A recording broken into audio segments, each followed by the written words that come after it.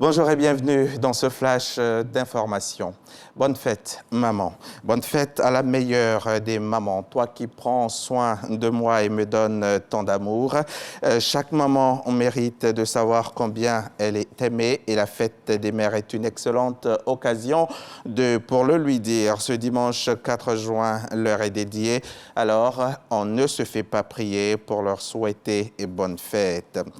Si je vous dis un show Laetitia, Yannick Azébian, Nadia Gaël Yoboué, que vous inspirent ces noms? Certainement la beauté dans toutes ses composantes, la grâce, l'élégance, parce qu'elles ont été à un moment donné les plus belles femmes de Côte d'Ivoire. Miss Côte d'Ivoire 98 pour un show, 2001 pour Nadia Gaël et Miss Côte d'Ivoire 2002 pour Azébian.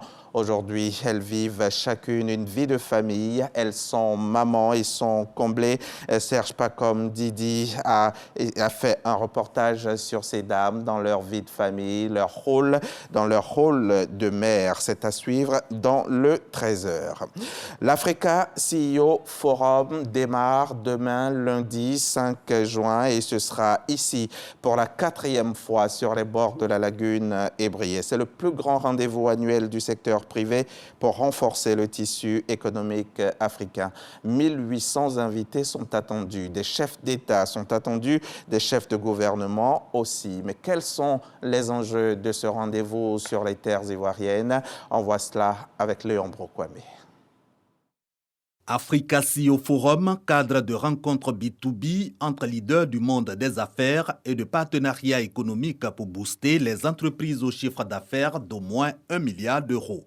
L'Afrique en compte 300 contre des milliers pour l'Asie, l'Europe ou l'Amérique.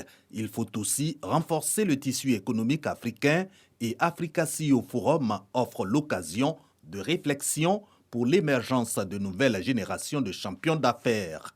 Comment le continent peut construire sa souveraineté dans des domaines stratégiques comme l'alimentaire, l'énergie, la santé, la technologie. Un éclairage un peu différent cette année qui est que pour être souverain, il faut avoir un grand tissu économique, il faut avoir des grandes entreprises qui sont capables d'investir dans les secteurs stratégiques et donc on se posera la question et on débattra de comment arriver à multiplier par 10 le nombre de grandes entreprises en Afrique. Au moins 1800 participants avec à leur tête des chefs d'État et de gouvernement, c'est 5 et 6 juin 2023 à Abidjan. Africa CEO Forum, donc des retombées économiques directes. C'est des gens qui prennent des billets d'avion, qui dorment minimum 3 nuits, qui mangent, qui consomment. Donc quand on fait notre calcul, on les évalue entre 1,5 million et 2 millions d'euros en retombées économiques directes. Et puis il y a aussi des retombées en termes d'image. Et donc c'est un enjeu de visibilité. Des retombées à moyen et long terme aussi, notamment sur le tissu économique. Pendant notre événement, la Côte d'Ivoire va présenter des projets d'investissement aux gens qui sont là. Ils vont rencontrer des dizaines de grands investisseurs et de grands entrepreneurs.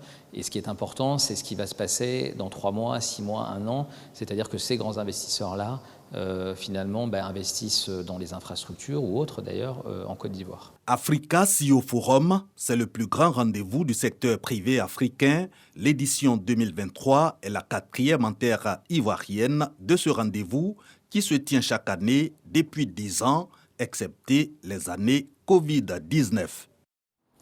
Les chrétiens ivoiriens sont en pèlerinage en Israël, un séjour religieux marqué par plusieurs grandes étapes. Nos reporters sur place, Herman Guivet et Jean-Marc Djadji, les suivent depuis quelques jours.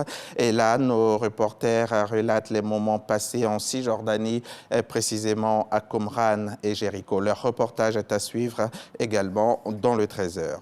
En Guinée-Bissau, près de 884 000 électeurs sont appelés aux urnes ce dimanche pour élire 102 députés, 1 an après la dissolution parlementaire décidée par le président Mbalo. Participation et stabilité politique sont les enjeux du scrutin. Les 3000 bureaux de vote ont ouvert ce matin et pour ce scrutin, 22 partis, dont 2 coalitions, sont en lice et se disputeront les 102 sièges. Le MADEM, le parti du président, souhaite faire adopter une révision de la Constitution pour passer d'un régime parlementaire à un régime régime présidentiel. Mais pour cela, il lui faudra une majorité absolue d'au moins les 2/3 du Parlement.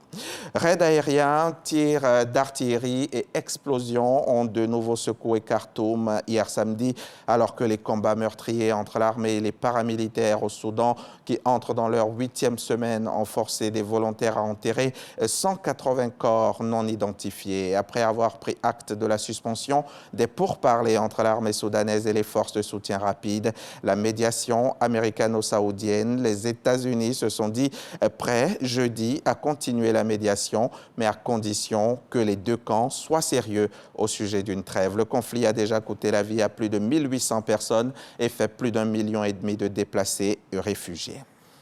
Fin de ce flash, le journal c'est à 13h et aujourd'hui dans le magazine du dimanche, nous évoquerons la lutte contre le tabagisme. Quelle est la situation en Côte d'Ivoire? Qu'est-ce qui est entrepris par les autorités dans le cadre de cette lutte? Un dimanche magazine dans la continuité donc de la journée mondiale sans tabac qui a été célébrée le 31 mai dernier. Docteur Ernest Zotoy est donc notre invité.